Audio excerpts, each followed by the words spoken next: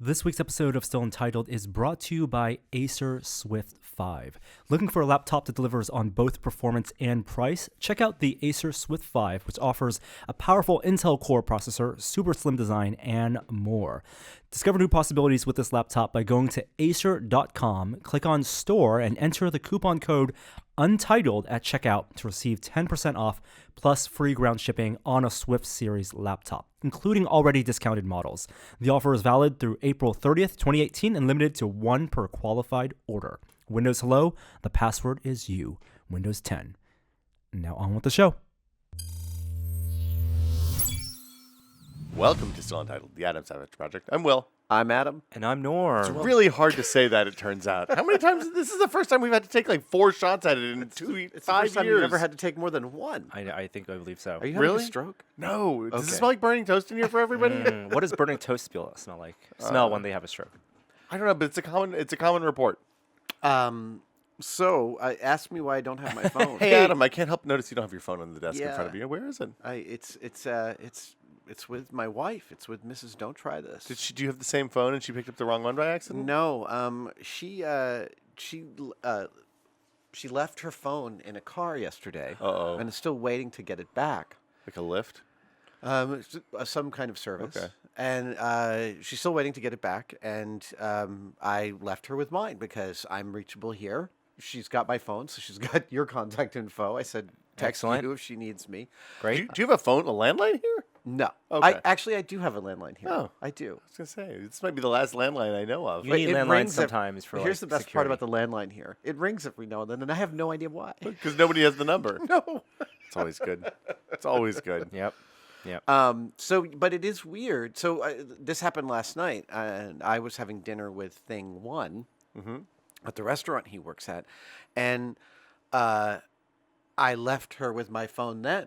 And it was peculiar. I'm just here to say I'm completely addicted to my phone, and it's weird to not have it on my body. It was weird last night for dinner. It's weird this morning. Well, hey, let's see. Have you guys had a shoot lately where you don't have cell service? Like, Norm, you went to the Arctic year before. Well, last Not year? having service is different than not having the Yes. phone to me. Totally. That's true. It's significantly different. It's like being on an airplane that has Wi-Fi, and even if you don't use the Wi-Fi, you can still visit the internal flight log, and So- that still it's that still always feels like like Twitter. internet.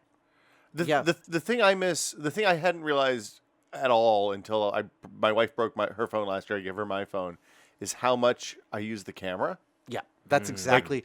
This happened last night. We were at dinner, and I wanted to take pictures of some of the amazing things the kitchen was sending out, and I didn't have my phone. It's not even as something as like I take pictures. Like if I make a note on something, Yeah. I never transcribe the note or anything. Where I just take a picture of it and slam Yeah. it in Evernote, and then it's there with the location data and all that stuff tagged in. It's like a mental catalog of Yeah. the things that I need to remember, but I'm never going to remember. It's part of your memory palace. Yeah, it is part of Yeah. the memory palace. That's Yeah. absolutely right.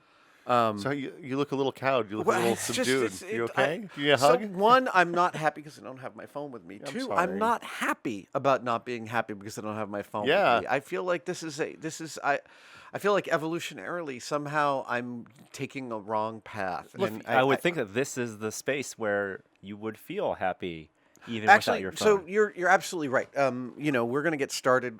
Silicon Valley Comic Con's coming up this weekend. We are furiously in the cave with a special guest working on some stuff for this weekend, and it's it's a very fun build. And you're absolutely correct. The moment we get started working, I'm going to forget. I almost never pull out my phone while working in the shop. Unless you're like taking a picture or looking something up specific that you need. Yeah. And like that, the surfing of the web almost doesn't happen for me here in the shop because this space just doesn't engender that in me. There's better stuff to do in this space. So it's like years ago I worked for a machine artist in San Francisco named Chico McMurtry of Amorphic Robot Works, and he's now in Red Hook, Brooklyn. But I was in his assistant for about a year and a half in the very early 90s. And Chico lived in a space down in Hunters Point, a building that I eventually lived in for a couple of years. But Chico's shop was, if you think this is like a kind of a cave, Chico's was like this, except it's all robots and machine art and greasy hydraulic cylinders and stuff just filling this room, this giant room, like 3,000 square feet, 2,000 square feet. And Chico's place. I stayed there for a few weeks while he was in Czechoslovakia on an art tour. And I stayed in his shop, and his shop had the most amazing effect on me in that shop required you to either be working on something or leave. Like there's no idle space. There's no couch. There was no couch. Yeah. There was no place to sit and have a coffee or a table around which to have a meeting with anyone. It was like get out of the bed, which was a modified shipping crate, and go work at the welder or get the hell out. And to a smaller extent, my shop engenders in me not being online, being actually with my hands engaged. Well, so when I was setting up my office at home, I was like, I should put a recliner in here so I can just kind of sit back, lean back. When I need to answer some emails, I can recline in the phone and get a different posture. I was like, wait, this is a terrible idea. Because what's going to end up happening is I'll stop working in my comfortable, ergonomic, well-apportioned desktop setup. Yeah. And I'm going to grab my laptop, and I'll be sitting in the recliner for 8 hours a day, hunched over a computer, and in a bad place. I'm not sure I agree, and let me tell you why. Okay. In my home office, I have a beautiful desk that I bought from DWR many years ago, 10 years ago now. I actually was able, I'm sorry, tangent. I was able to buy a prototype from them. What? Really? Yeah, DWR sells a glass top desk with floating drawers, and they have a specific model they sell. But the model they had in the store when I went there was slightly different, and it was much better than the production model, and it turned out to be a prototype. And I negotiated with them a little bit, and they were willing to sell me the prototype. Oh, that's awesome. Yeah, but that's a side. It's better than the sidebar. I have that desk, and I sit at that and work. It's where I do most of my writing and working stuff. But I also have a long couch. I call it my Don Draper. Yes, I've spent You've time seen on my your Don couch. Draper. Yeah. We've recorded podcasts there. Exactly. And that couch is made by Vioski, a California company. They hand build them down in Los Angeles. And it's just like there are two different spaces within the office. So Agreed. sometimes I lie down on the couch, or I'll relax on the couch, and other times I'll be at the desk. But neither pulls me from one to the other. I think you may have I like better- having yeah. a couch in my office. You like having a couch in your office? Mine's made by a Scandinavian company, IKEA. Oh, interesting. Very good. Well, I mean, the new couch will be coming into our life soon. So maybe when the new couch enters our world, I'll reevaluate. But Couches are good. can I don't think you should be distressed that you don't have your phone though. I'm not. I mean, I'm more distressed that I'm distressed. I that don't. have That's my what I'm saying. phone. So I think look, you have over the last 10 years, you've taken a part of your brain, the part that remembered shit that you don't need to remember. Yeah, that's true. And you outsourced it to a device that you Yeah. carry with you and you expect to have with you all the time. Yeah. And I probably know 3 phone numbers at this point. I couldn't call Norm without my phone because I have no idea what his phone number is. I don't know either of my kids' phone numbers by heart. Right. I know my wife's phone number. I know my mom and dad's phone Yeah. numbers because their phone numbers are just my childhood phone number with different exchanges my mom's on phone them. number is hardwired Yeah. into the firmware. But that's it. Outside Along of those with the two sense people, memories Yeah, of no, when my you had mom's to phone call number them. is like Pong. It can't be replicated digitally because it's wired right into the hardware. Well, yeah, the thing is, your fingers just know how to dial it. You don't even have to look at it, Yeah, it's probably, right? Yeah. But yeah, I don't think there's anything wrong with you being distressed that you don't have access to this information that you have outsourced to a machine. All right. And I think phones are a superpower, right? Yeah, in this a is lot true. of ways. Yeah, We have it's a self-evolution. my phone is faster than the computer that I owned in 2005 that was hardwired into the internet. Has a better connection, has a higher resolution screen. Yeah. It's faster. Everything about it is better, and as a result of it being ubiquitous, I use it in a completely different way than I use that machine. That makes sense. When's Yeah, the- I hear what you're saying. I appreciate What's that. the longest you've been without your phone / internet? Oh, wow. In recent times? Like past couple years. A week? Good God, no. I don't even think it's more. Frankly, I'm not even sure it's more than 2 hours. Yeah, sometimes if I go to the bathroom and I'm like, oh man, I left my phone someplace else. This is The bathroom is some of my highest quality phone time. I know that's what I'm saying is I missed a real opportunity. I'm like, well, I got to get this over and done with. I bet Google knows exactly where in your house your bathroom is.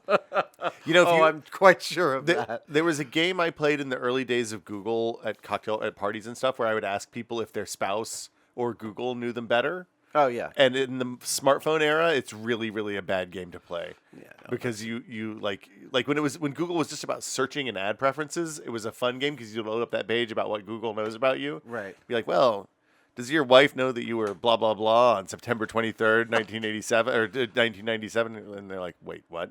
Yeah. And then the game gets bad. But it's like it's an interesting. Like now in the information age. That's not. I was like, oh, I want to look something up. Let me go. Oh, it's on my phone. While we're talking about this, a profound Sorry, I didn't mean sense to of clip. loss, Adam. It's Yeah, like sense I've of seen loss. people say, the worst thing you can do is like you're on Twitter, you're reading something, and then you reach your hand to the back of your pocket to pick up your phone to check something. Yeah. Yeah. And Well, and no. it's already in your hand. It's the modern equivalent It's of like this my one, glasses are on right? my It's forehead. the spectacles, testicles, watch, wallet. The other one.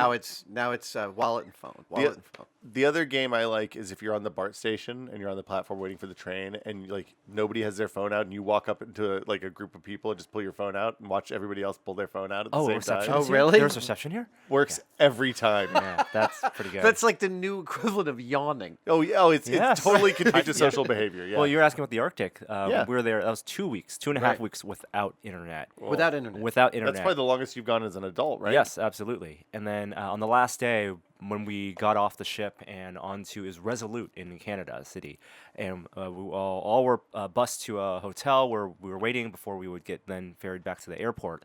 Everyone was very in there. It was very euphoric. Everyone was talking about the trip, and then we were in this big hotel lounge, and then. Very slowly, we realized one person had noticed that there was a Wi-Fi password taped to the wall, and you could see the wave Like of the silence. of Yeah. silence going over as everyone's Wow. chatting, and then silence, and then everyone's checking their emails. Here's this last moment you guys had together as a group. Yep. you squandered by checking your email. All right. So What's going on? I wanted guys? to change topics just for a second. This is going up today. Yes. Okay. So today is Wednesday. Am I right? Yes, it is. That seems right. Cool. Yeah. I wanted to announce that tomorrow night at 7 p.m. at the piano fight in the Tenderloin, I'll be participating in Rebecca Watson's Quizotron. Oh, Piano Fight is a great venue for Quizotron. I It's have very not fun. been there, and Rebecca, just one of my favorite humans, and every single time she's invited me to do Quizotron, I have not been able to do it. And this time, she invited me a couple weeks ago, and frankly, I looked at my calendar and was like, oh, I can do it. And then something shiny distracted me, and I forgot to respond. So last night, she texted me, I can take a hint. And I was like, oh, no, I can do it. Oh, surprise guest. So we should explain what Quizotron is. Quizotron is Rebecca's quiz show. Yes. Since I have never Oh, you've participated never done it in before. Okay. You know more than I do So it's about what it entails. it is kind of a bullshit quiz show. Okay. In that she will give you a prompt, and the person who gets the question wins the point. Basically, gets an arbitrary number of points for giving the funniest, most absurd This is science-related like the British answer. talk show. What's my word? Kind of. Yeah. Yeah. It's similar. Kind of similar. So, like for example, one of the I expect there'll be the last time I did it, there were a lot of Trump shots because it was right after. Shocking. I mean, it doesn't matter. It was like sometime between now and 2015. But yeah, like just think about science in the news. I think you also have to tell which story is real and which one's fake. Yep. And Which you have science to story? justify which one is the correct one. They've been doing real and fake stories on PodSave and Love It or Leave It, and some of them are so crazy difficult. It's a very difficult game to That's play. maybe the most destabilizing of political things. It's like, oh, you could make up onion headlines, and I will believe every single one of them. Have you seen? I mean, did you see that somebody yesterday was pointed out like 4 onion headlines that have just been absolutely savage in the last maybe 5 days, 7 days. Really? And it's just like, I mean, they could not be going for it more. But yeah, it's Good writing. It's very good writing right now. It's a good time for good writing. And you wanted to talk a little bit about the fact that it is the 50th anniversary. That is the most inelegant segue ever. I was That's working on it. my job is inelegant segues. Yeah. Yours is I just don't elegant even do 'em segues. anymore. I'm I just keep sorry rambling you weren't on. able to find an opportunity. I know. Good segue, bad segue, no Yeah. segue. Holy smokes. Hey, I just sold my Segway, by the way. Oh, You did? I did. the original one, Oh. the The one from original one. MythBusters, What's that? the Oh. one that was on MythBusters all those Yeah, times. yeah, Oh, yeah. cool. Tangent. Speaking of those vehicles, this past weekend we went on a film shoot. Adam, We did. We were in Southern California. And we're not going to talk about specifics of what we shot, but something that We're not going to talk about what we shot because you will see it on Tested You will later, absolutely- and it will be yes. awesome, and we don't want to. Yes. Yeah. Spoil it right now. But it was a lot of downtime. We were in the desert, and during that downtime, almost everyone learned a little bit of riding the one wheel. Yeah, I brought my one wheel, Oh, and nice.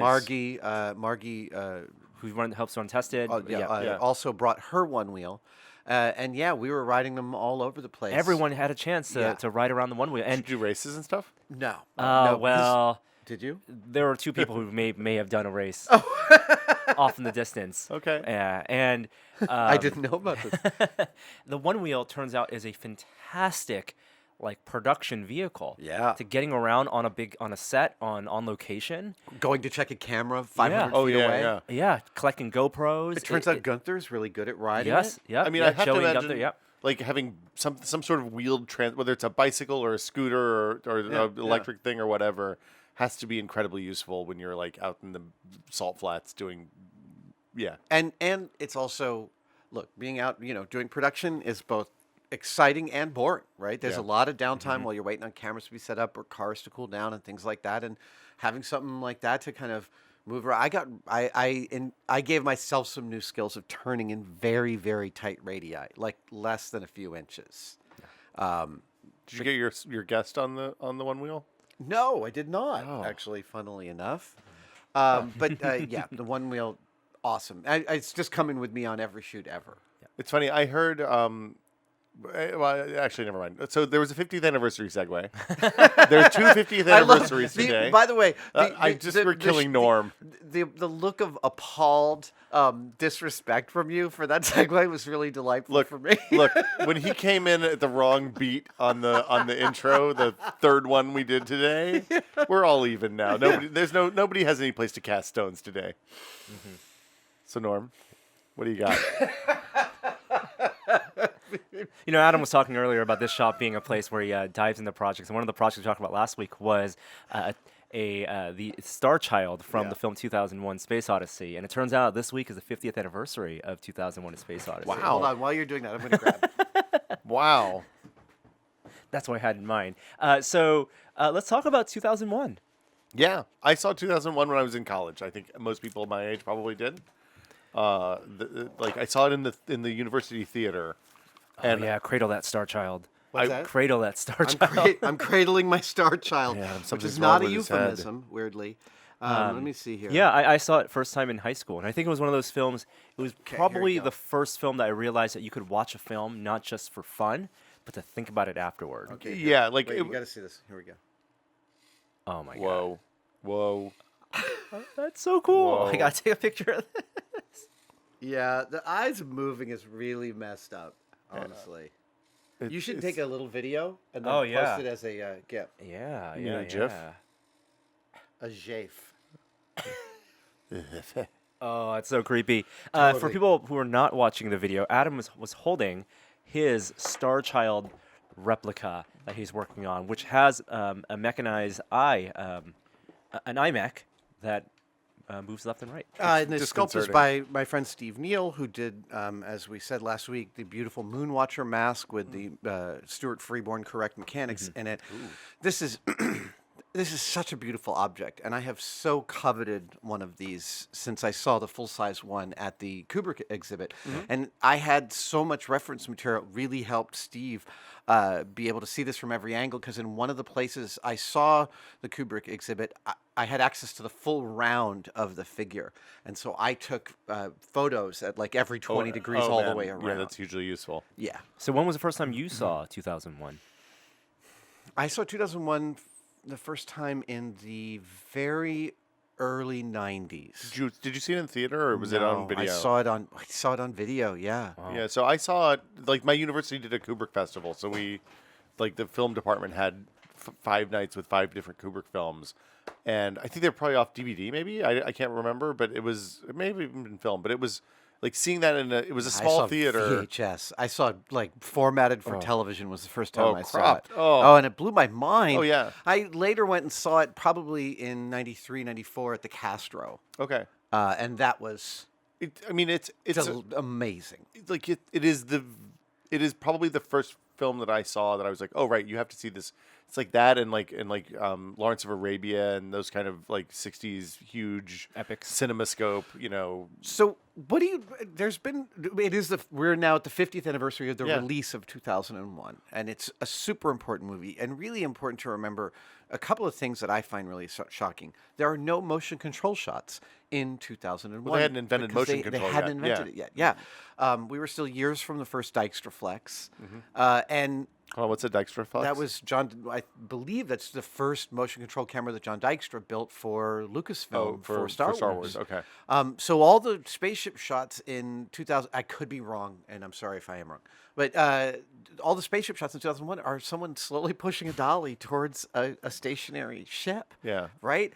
And not only that, this is 68, so it's 9 years before Star Wars. It's given its vision of life in space, it's an astounding achievement for what it and happened. it used images from one of the space probes, probably from Pioneer, right? I can't For remember. the Jupiter shots and all that stuff. I actually don't remember. I don't know that. This is not something I'll look that up on my pocket internet device in just But a sec. the internet fervor over the 50th anniversary has yielded a brand new, not conspiracy theory, but Interpretation? idea about the theme of the movie and 2001 the being ending? all about food. What? Have you heard about this? No, I've read the ones about about Apparently, film. In and- almost every scene that is not specifically, basically in every human-based scene, someone's eating. Is apparently what is being. I mean, said. the ham sandwich does come into play. The ham Yes. sandwiches that Haywood Floyd eats with his crew on the way to Tycho. Yes, it's true. And Is by that the way, really I a love the fact theme, that on or the is that- moon in the future, they're like, well, we called Tycho base, but we've just got the machine. Like, Like, look, if you look at it's fascinating to look at like late 60s science fiction, including 2001, the Charlton Heston trio with Planet of the Apes and Omega Man and Soylent Green, and see which of the tiny bits of these films they got right. Like they're real close on a lot of stuff, but just, you know, the AT&T video phone terminal in the airport, yeah. you're a solid 80% of the way there, guys. There's also the fact that all the beautiful flat screen computer screens in 2001 also have these big push buttons Yeah. next to them. Yeah. Which is, they didn't realize that you could have windows within windows. All the displays were primary displays with no secondary sub displays. Let's see what else. I love the iPads on the table. Yep. But so apparently, FaceTime and video calls. yeah. my favorite. Have I told the story about the wireframe? I have on the podcast. I don't think so. Oh No. So when the antenna breaks and they put the antenna on the table, you actually see behind it there's a computer screen, and you can see a wireframe of the antenna spinning Oh, on the computer screen, like in high Sure. contrast. And IBM had told Kubrick's people that this would be possible. We'll be able to make an object in 3D in the computer, but they couldn't quite do it yet. So that wireframe graphic on that computer screen, and the computer screen, by the way, is a 16 millimeter projector on a loop projecting at a rear projection screen. That wireframe is a model of the antenna built in wire. Oh my God, you've got to be kidding me. It's and an then actual wire? photographed in high contrast and posterized to make the computer graphic. So the wireframe is an actual video. wireframe. wow. Isn't Because that I was the like, best? Wow. I don't think 2001 is the first movie with wireframe graphics. I thought it was Future World with Peter Fonda, and wow, okay. I love the analog practical solution effect. to the Yes, digital. But they had an idea of what it should look like. And they replicated it. That's pretty amazing. That's one of my favorite Yeah. 2001 facts. That came out in the Cinefex. Cinefex released an entire issue devoted to 2001 in 2001. What are you looking at, Which Will? part of your film is your favorite or the most impactful? You think? Like it's a film of many acts. I have a particular fondness for The Dawn of Man. I think The Dawn of Man is it's astounding. It really is. The makeup, the characters, the fact that that's all shot on a soundstage with front projection, 3M backing material, like the techniques they use to get that are still world-class special effects that it's really hard to see that it's an effect. It feels like they're on the African veldt. I mean, so it's been.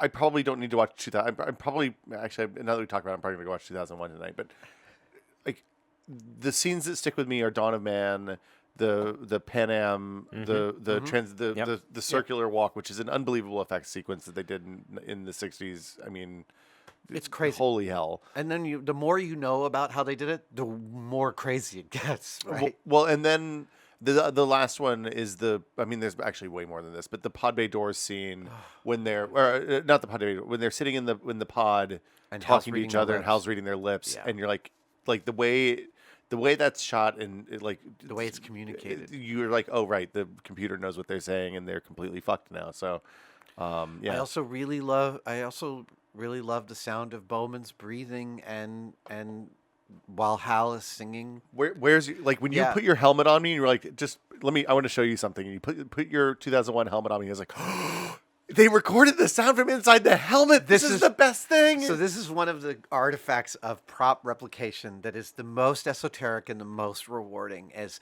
when when Mike Scott sent me his construction of the 2001 helmet and I put it on, the sound of my breathing reminded me of something, and it took me a minute to realize, oh my God, the whole section of the film where all you hear is Bowman's breathing for 25 minutes or something. Right. It's a long section. Clearly was recorded inside the helmet, because when you put on my helmet, and if you come to the shop and you want to put on the helmet, more power to you, you'll hear Bowman's breathing. Like everybody who comes in the shop should put on the helmet, right? It's the coolest. So when I went to the Mars conference, I had a lot of people try on the helmet, and they were like, oh,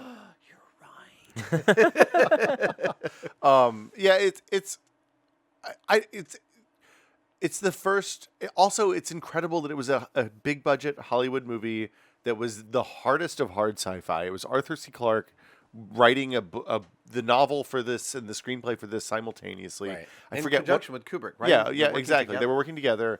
I forget, the book is on Jupiter and the movie's on Saturn, or is it the other way around? It's on Jupiter. So the movie's on Jupiter and the book is on Saturn. So the book they flip flop Europa and Titan basically. It's like the story of how the movie is made is exceptional as well, because it was kind of a first of a kind collaboration between one of the greats of the golden age of science fiction and Stanley Kubrick, man. I know. He did a genre, people didn't do genre films. Series directors didn't do genre films like that. So it's a fascinating film. So if you have not seen it on the big screen, all of us exhort you to find a big screen near you where it is likely to be playing. And this whole 50th anniversary thing is about to get really cool, because we're only a year away from the 50th anniversary of the Apollo moon. What was I say? Right, today was actually the 50th anniversary of Apollo 6, which was the last unmanned test flight of the Apollo capsule. Very cool. So, it's coming. And just to be clear, I'm gonna give you some grief. Do you guys think 2001's it's hard to watch for me now? What part of it's hard to watch? It's very slow. It is very slow, but I really it's a movie of a different era. Yeah. No, I mean it is, but I just want to set people's expectations so they don't go in expecting Star Wars. It's the opposite of Star Wars. Yeah, it is in many ways. This is a slow tone poem of a piece about space and death and mortality, and it's very deliberate, and it's just pay attention to what's going on in the shots. There's a lot of places where there's not a lot of exposition, and it's just a really gorgeous sequence. It's 6 minutes long in the middle of the film. So I have a whole library of books on 2001, as having been obsessed with it for years. And one of them is this old paperback that goes into all these news articles about it, and it felt like one of those things they rushed out when the film. Because I remember going to New York with my dad in the early 70s, and 2001 was always playing in some theater. It played for years. Well, that used to happen more often too, for kind of big. Yes, it's true. Yeah. Like a movie like Jaws would stick around in theaters for 6 to 10 months. Yeah. I totally the book, the paperback book. The paperback book. Thank you. Marketing materials In the clippings. paperback book, there is a letter reproduced of a young college student who went and saw the film and sent a letter to Kubrick saying, I don't know what you meant to say by this film, but looking at its larger themes, here's my breakdown of what I believe you were trying to say. And Kubrick apparently responded to that letter saying, of all of the critical theory and assumptions about what 2001 is about, this young woman has written a more cogent and thoughtful analysis than anybody else. Wow. And I was just looking for it online when we started this, and I couldn't find it. I'm going to cough it up at home and see if we can't find a version online. So it's 'cause not about pretty- man's relationship with food. It's not.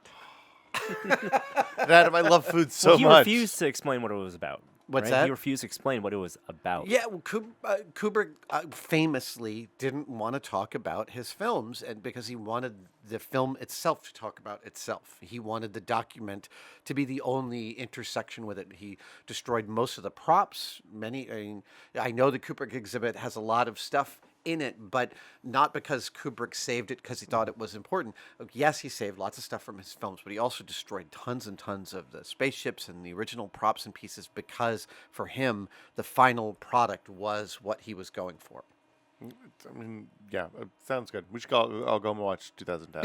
Or 2001, sorry. 2010 is also terrific. Oh, really? I've never seen With it. Bob Balaban as Dr. Chandra, you get to find out. Oh, 2010 is wonderful. It's a much more conventional 80s science I fiction think movie. it's Bob Balaban playing Dr. Chandra. Does it feel like I a hope fan I'm film? right. What's that? Does it feel like a fan film? No. No, you actually discover, this is funny, that Hal killed the astronauts because he was given conflicting orders and he couldn't resolve It's them. the RoboCop problem. Oh, Right. I don't want to know that.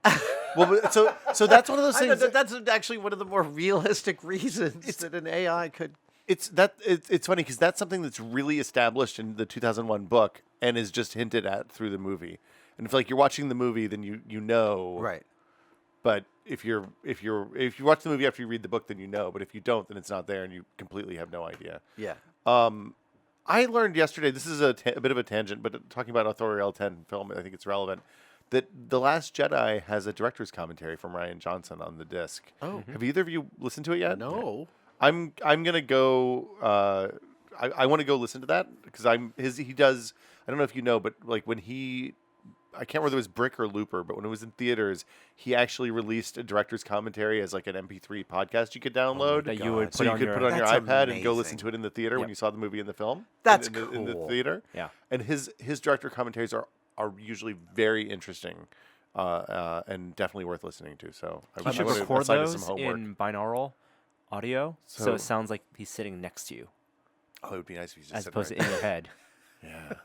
Yeah, that'd be cool. Every now This and is me and my then, buddy Ryan watching. every this now and movie. then, you should lean into your binaural ear, and Ryan will go, "This guy was an asshole." Well, yeah. That's the reason to do it. Totally. The other side is just some This person guy was crackling a and total scratching jerk a on set. giant bag of nuts to ASMR you. That pained look on his face, he actually had diarrhea. Fake movie commentaries. Right? You should. Oh, yeah. yeah. Oh yeah. Oh, there's this is a whole new Oh, genre. man. Oh yeah. Ooh, we're gonna talk about this offline. Yeah. That's a great place. Don't to post this. We end. gotta get some domains registered. You get a bunch of comedians Yes. to Yeah. do. It's Mystery Science Theater in situ. They That's sit. what it is. yeah, yeah. They sit in front of they watch the movie. There's little silhouettes in the front. Oh my God! I'm calling Kevin Murphy and Bill Corbett right after this. They have to implement this. Adam doesn't have his phone. Oh my God! I can't. No! We come full circle. Hey, this weekend we'll be at Silicon Valley Comic Con. If you're in the Bay Area and San Jose specifically, please come by. Adam's going to a panel on Saturday, and we'll be set up on the show floor the whole weekend. Come by and say hi. Do you have Yes. a booth again? We have a whole setup for cosplay repair. Nice. So we'll be on the lower level next to the arcades. Awesome. It's going to be so. And the costume stuff we're working on here at Tested, we're covering this build. Like I said, we have a special guest. It's a nice tangential canon costume is what I'm going to call this. That's There's good- my good hint. Good tease. Wow. Okay. All right. See you guys next week. Bye, ya. guys. Bye. Welcome to Still Untitled, the Adam Savage Project. I'm Will, and I'm clipping. I'm going to do that again. Welcome to Still Untitled, the Adam Savage Project. I'm Will. I'm Adam. And I'm Norm. We went completely out of order there. I'm sorry. How many times, Norm, do we What have do you to mean tell we? you? What do you mean? Yeah, with the we? sweet stuff. I think one of us went out of order. Yes, the range on this is a little tight. Welcome to Still Untitled, the Adam Savage. Fuck! We're going to have to put all this in.